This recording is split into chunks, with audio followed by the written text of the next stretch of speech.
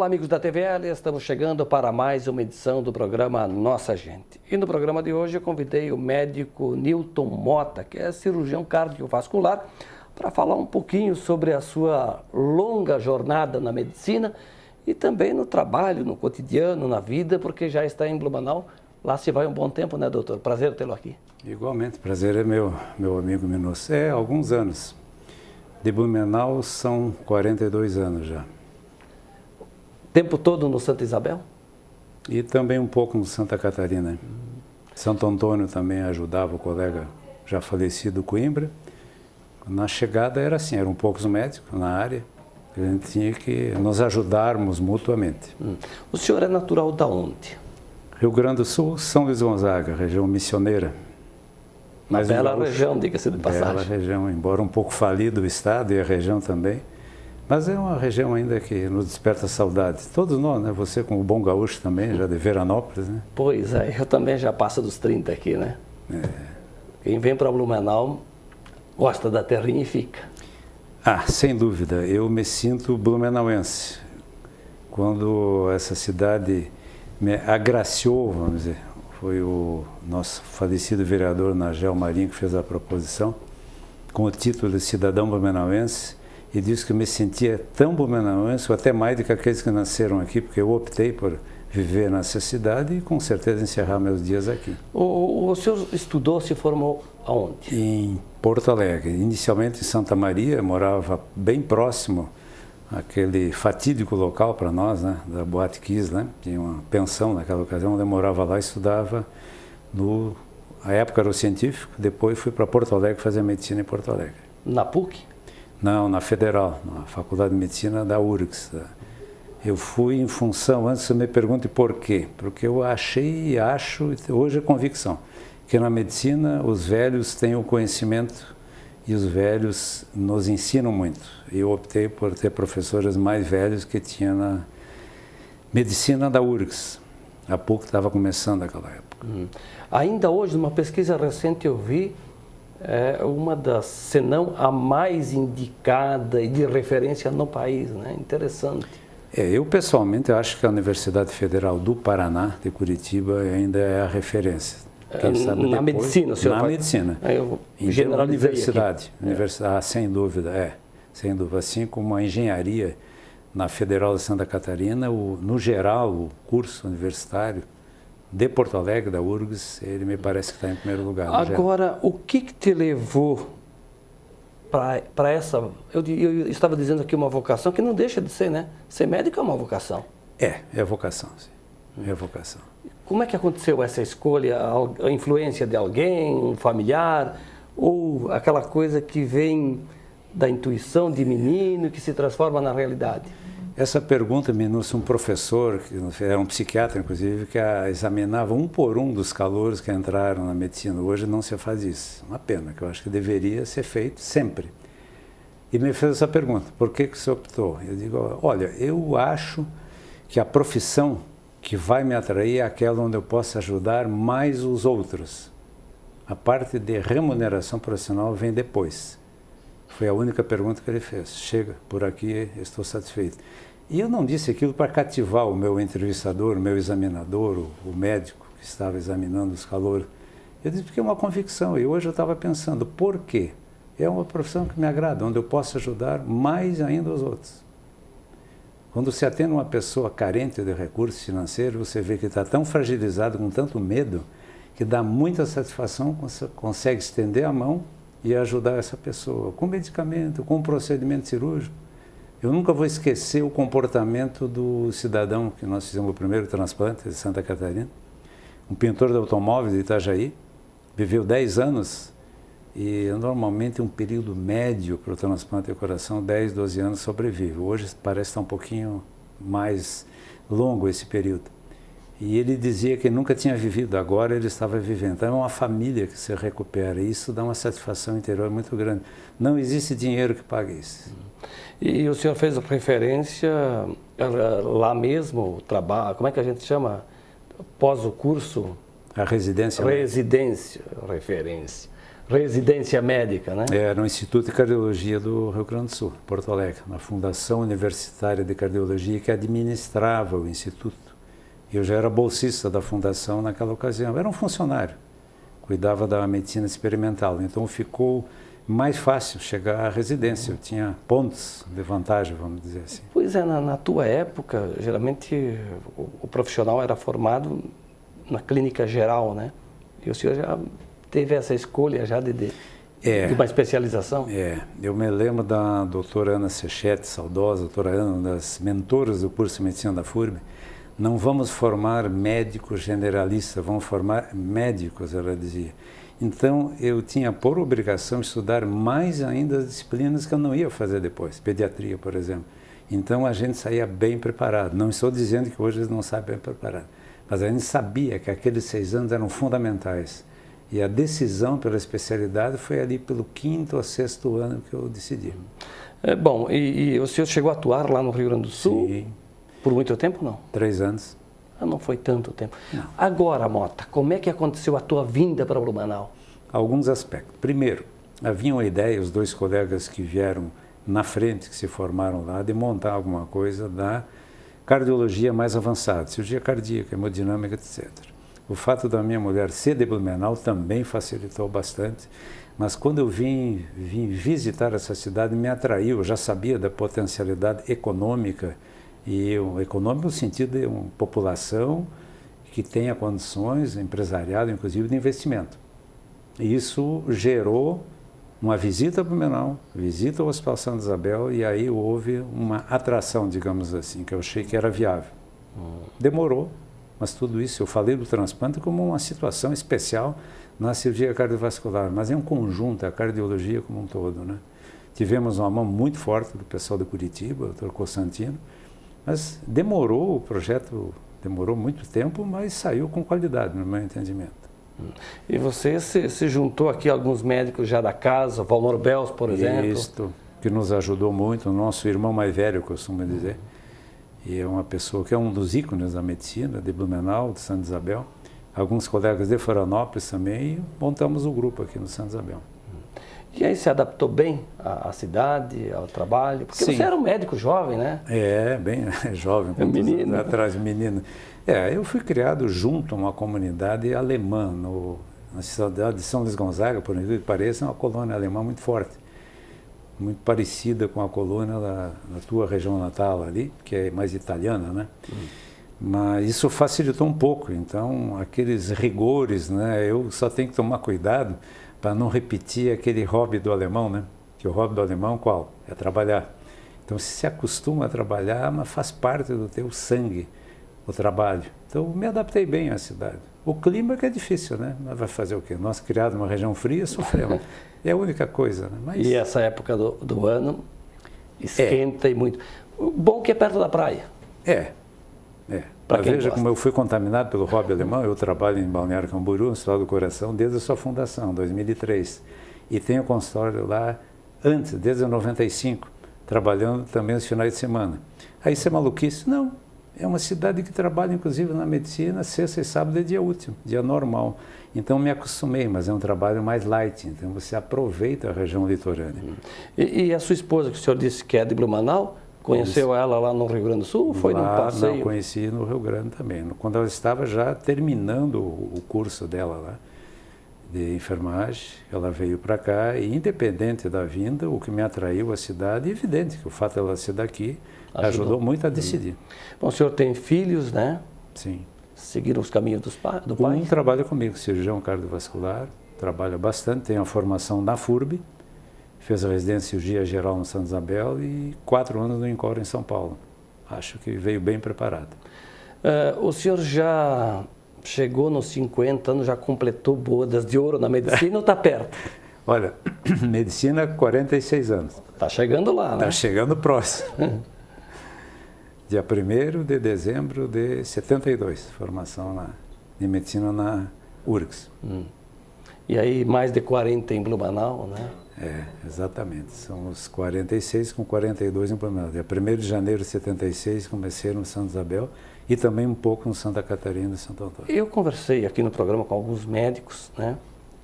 Mencionei há pouco o Dr. Valbon Orbels, que é um apaixonado pela medicina, e quando fala no Hospital Santa Isabel, então parece que é a casa dele. E o senhor também não é muito diferente, né? Eu acho que eu fui, mais uma vez, então, criado próximo, junto a uma comunidade alemã. Venho para cá, trabalhando com esses personagens ilustres, então, com um comportamento germânico. Eu vou citar um, Dr. Eduardo Félix, também falecido. Era a mesma coisa, né? Eles estenderam a asa protetora por cima desse médico jovem chegando. E o Dr. Eduardo me disse uma coisa, um dia que eu nunca esqueci. Não te preocupe, com o tempo você vai conseguir esse teu projeto, você vai ter cirurgia cardíaca Santa Isabel com qualidade. Palavras sábias dele. O senhor fala dos colegas, mas aí esse tempo todo trabalhando com as irmãs, como é que foi essa relação? Muito boa. As irmãs, realmente, eu vou dar o exemplo, nosso transplante de coração saiu por causa da irmã diretora, que colocou o processo embaixo do braço, se encantou com o projeto, foi a Brasília e conseguiu o credenciamento, que hoje é bem mais fácil. Era muito difícil. Ela se empenhou pessoalmente, que ela achou que era bom para o Santa Isabel. Então as irmãs nos ajudaram muito. Eu me lembro, problema com as irmãs tem tudo que é o hospital. Eu não sei se o hospital da irmã é pior ou melhor que o hospital com os médicos que são donos. Ainda eu prefiro o hospital das irmãs. Elas têm mais sensibilidade humana. E o médico, quando resolve administrar bem, digamos assim, cria alguns conflitos com frequência. O senhor falou dos transplantes de coração, mas o Hospital Santa Isabel faz outros transplantes e é referência, aí cabe essa palavra, né? É, referência. Que o estudante de medicina, ele faz a residência médica, isso, né? Que antes eu confundi, por isso estou fazendo esse. Mas foram muitos os transplantes Transplante aqui, de né? fígado, o hospital é referência no país, né? Não sei a situação atual, mas era o segundo hospital a transplantar no Brasil, em número de transplantes. Só perdia para o HC, em São Paulo, porque o HC tinha 2 equipes fazendo transplante, e aqui é uma só. Dr. Nilton Mota, eu vou fazer um breve intervalo e depois a gente retoma essa conversa. Pois não. Estou entrevistando hoje no programa Nossa Gente o médico cirurgião cardiovascular Nilton Mota. Nós vamos a um breve intervalo. Fique ligado que logo, logo estaremos de volta. Até já!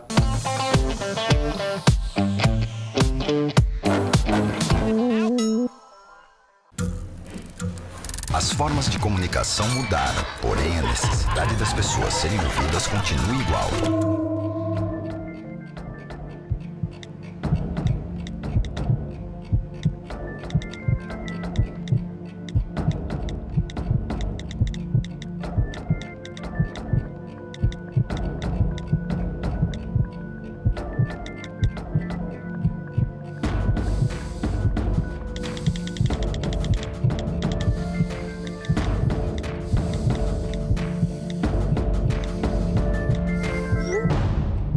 Compartilhe com o CVV aquilo que você não divide com ninguém. Valorizar a vida, é isso que o CVV faz. Ligue 141 ou acesse cvv.org.br e receba apoio emocional.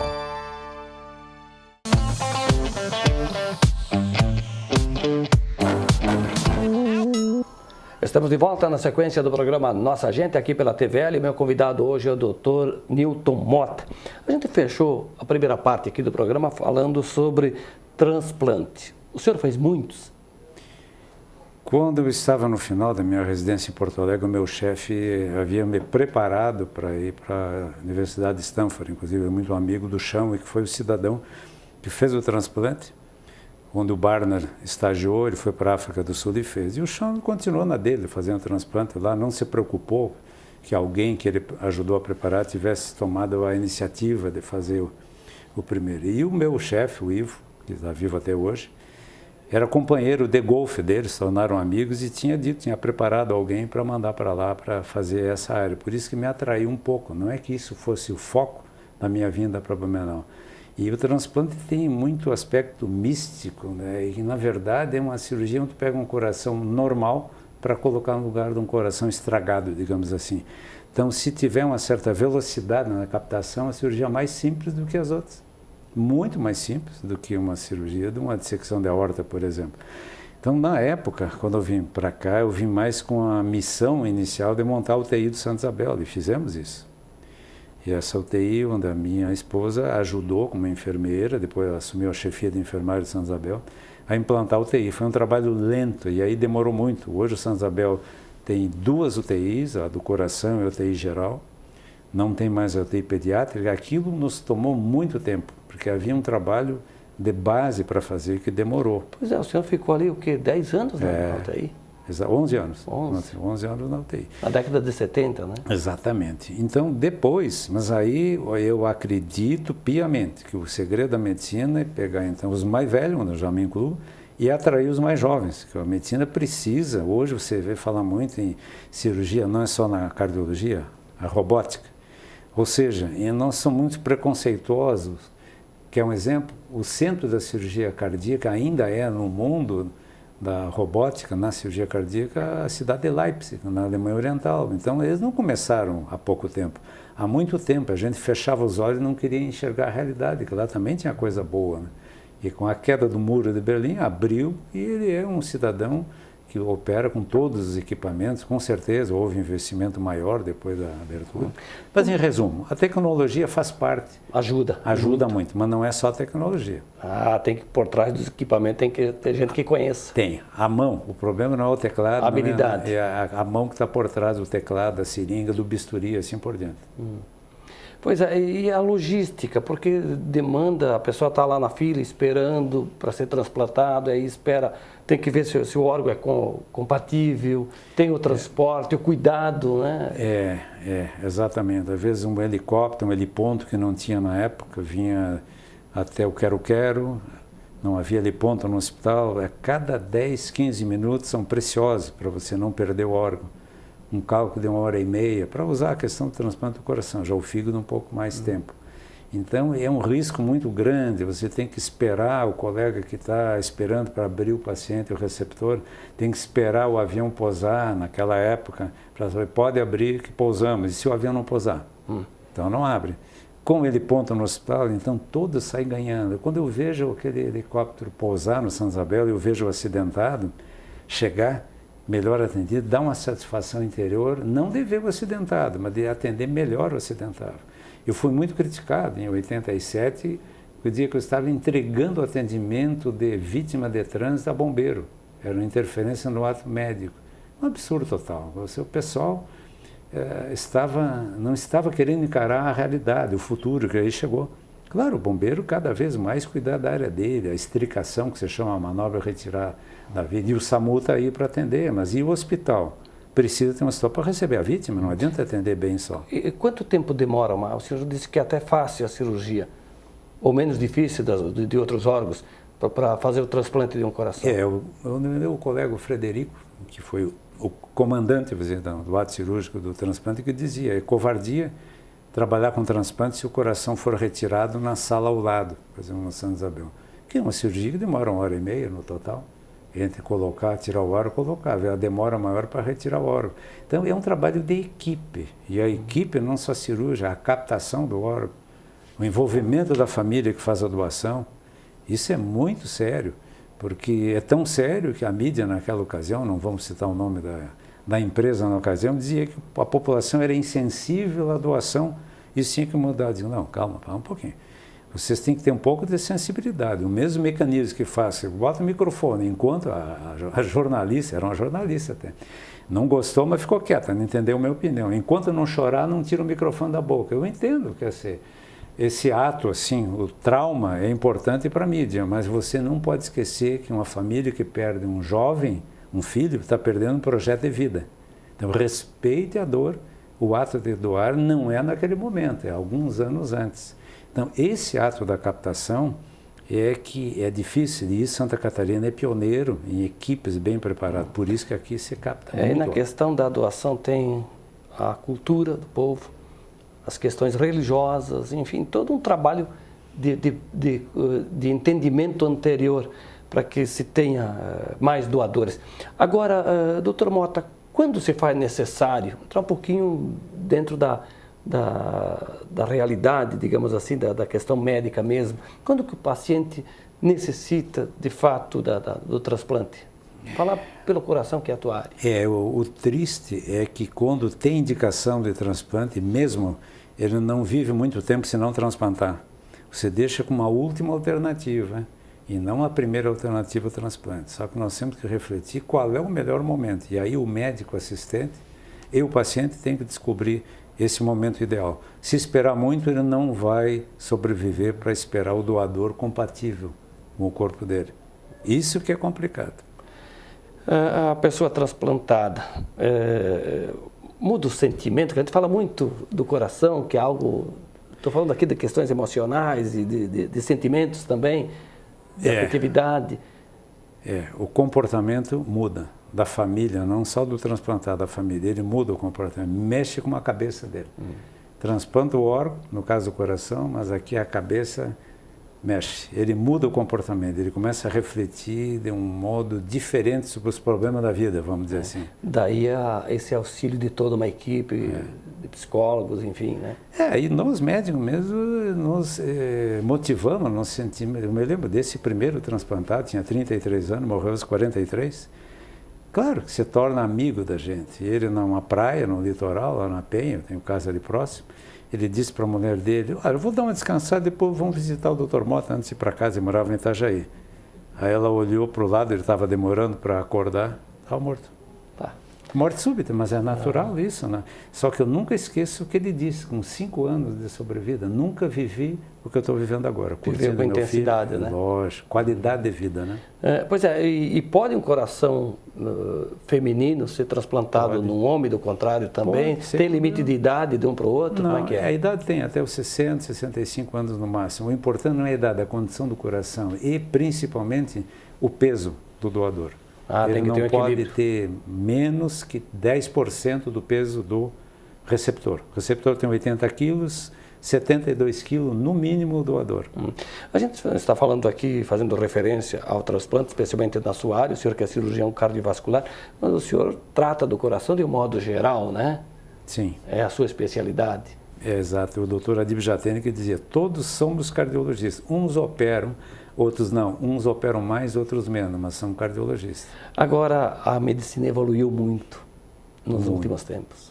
Muito. E uma coisa, como ex-presidente do Conselho de Medicina, o federal fez uma pesquisa, mandou para nós um questionário enorme, levei quase 2 horas para responder. O que eu achava, isso uns 3 anos atrás, sobre o Google? E eu disse, é uma ferramenta valiosa se souber trabalhar. Hoje alguém pode ser contra as ferramentas de busca estando no Google? Claro que não.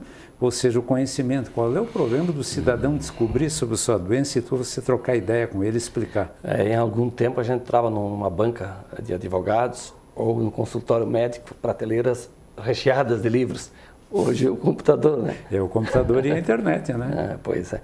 Mas também a medicação, além dos equipamentos, né? Eu posso dar um reconhecimento. Nós médicos tínhamos um ranço muito grande com o Serra quando era ministro da Saúde. Quem assessorou ele, eu não sei exatamente quem foi, mas o programa de tratamento da AIDS foi a mão dele. Era caro, não interessa, eu tenho que tratar. E é modelo mundial hoje o tratamento da AIDS do Brasil.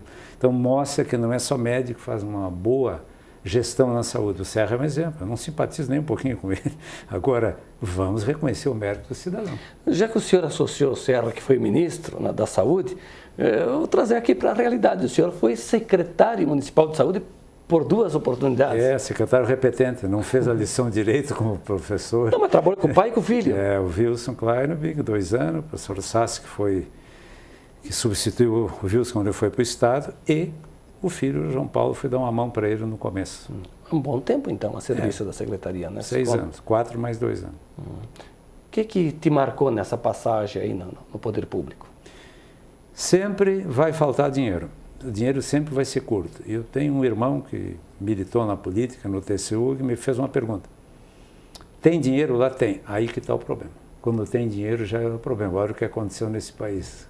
Então o problema não é a falta de dinheiro, é gestão. Todos, não é só o prefeito e o secretário. A equipe tem que saber fazer a gestão. E porque o dinheiro nunca vai ser suficiente. Quando tem demais, acaba havendo desvio. Quando falta, não faz o que faltou. Então essa é uma grande falácia, na minha opinião. A população, quando o prefeito, o governador, né, o presidente nomeia o secretário ou o ministro, e que é da área, que é técnico, como a gente diz, parece que há uma satisfação da sociedade, porque aí se entende. Funciona assim mesmo, doutor? Minosso, eu acredito que sim. Eu acho que isso é importante, o cidadão tem que conhecer a área. Não adianta ser um belo administrador. Eu dei o exemplo do Serra, que não devia conhecer, não deve conhecer nada de medicina, mas ele teve o poder da caneta para garantir o recurso. Só que o técnico da área tem que dizer o que ele tem que fazer. Então, se ele não é o ministro ou o secretário, ele pelo menos tem que ter uma boa equipe, que o assessore, tem que haver humildade do gestor. De reconhecer que ele não conhece, ele só vai catalisar, drenar recursos e vai administrar, mas respeitar o técnico. Durante o programa nós falamos aí que o senhor está batendo 50 anos dedicado à medicina. Se a gente contar o tempo de estudo e coisa, já passou de meio século. Em algum momento te passou pela cabeça, poxa, eu devia ter ido por outro caminho? Ou o senhor sempre foi convicto de que fez a escolha certa? Eu me fiz essa pergunta, Ninguém me perguntou. É a primeira vez que alguém me perguntou isso, se faria de novo outro caminho, outra profissão. Eu vou ser sincero, não. Eu me sinto bem sendo médico hoje, encerrar minha carreira na medicina. O senhor está com a idade já de se aposentar, 70, mas está na luta aí diariamente. Estamos na luta. Eu acho que nós, mais velhos, temos a obrigação de ajudar os mais jovens e ter humildade para saber que eles vão fazer melhor do que a gente. Além do consultório, o senhor continua atendendo lá no Santa Isabel? Sim, Santa Isabel ainda, e o Hospital do Coração no litoral. E tem disponibilidade para isso mesmo já nos 70? Mas a gente aos 70, a gente tem que saber que não é mais o gás que tinha aos 50 anos e vamos dar chance aos mais jovens. Né? Pois é, mas aí o senhor tem um filho, tem outros jovens que trabalham, que convivem aí, que a experiência, sabe, aquela coisa que a gente aprende com os mais velhos, independente da profissão, ou lá do pai, do avô, da mãe, da avó, isso tudo ajuda a crescer, né? Faz o ser humano se realizar. Ajuda. Eu fui puxado as orelhas para o professor Sassi pelo reitor, o Natel, que devia ter continuado dando aula na medicina da FURB, de 9 anos. Talvez aí eu não devesse sair. Estaria saindo agora aos 70 anos. Deveria ter ficado um pouco mais de tempo ajudando os mais jovens. Talvez Mas isso. é uma experiência legal também lá na sala de aula. Né? Foi. E não foi pouca coisa. O senhor acabou de dizer 9 anos 9 também. Anos. Como é que é se reencontrar com essa gente assim? É muito gostoso. Foi meu professor. E sentir bem e dizer, lembrei de tal assunto na sala. Isso é muito bom. E nós vamos aprender, não disse no começo, com os mais velhos. Então é uma obrigação nossa transmitir. E com aqueles que foram teus alunos e principalmente os pacientes, né? Que por vezes o senhor encontra sempre, toma um cafezinho, conversa e que viram amigos. Com certeza. Hoje eu atendi no consultório um de 100 anos de idade, totalmente lúcido, que eu tinha com 99 anos e foi registrado um ano depois. 100 anos completou agora. Totalmente lúcido, muito feliz. O cliente já... Coração bom? Bom, 8 anos. Amigo, muito obrigado. Obrigado pela acolhida aqui. Sempre é um prazer estar na sua presença. Prazer é nosso.